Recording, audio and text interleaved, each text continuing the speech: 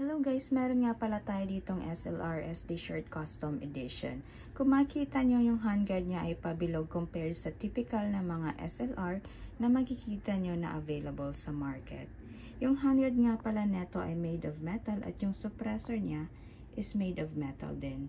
Ang isa nga palang kagandahan neto ay naka GSL orange gearbox siya, so made of metal din yun as well as ang kanyang mga gears. So ito, pinalitan na natin ng long magazine para mas marami ang gel balls na kaya niyang i-accommodate. Yung receiver nga pala neto is typical J&G nylon plastic which is high quality na as compared sa ibang brands na unit. Ang kinagandahan neto is good for CQB battle, although may kabigatan siya ng konti dahil high quality nga. Pero maliit lang siya at handy at makapag-maneuver ka ng mas mabilis kung pang CQB ang site na inyong nilalaruan. So ngayon, try na nating pukpukin ng dahan-dahan ang kanyang handguard ng screw.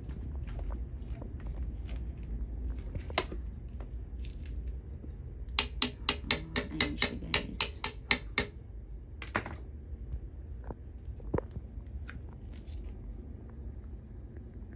So yun lang guys.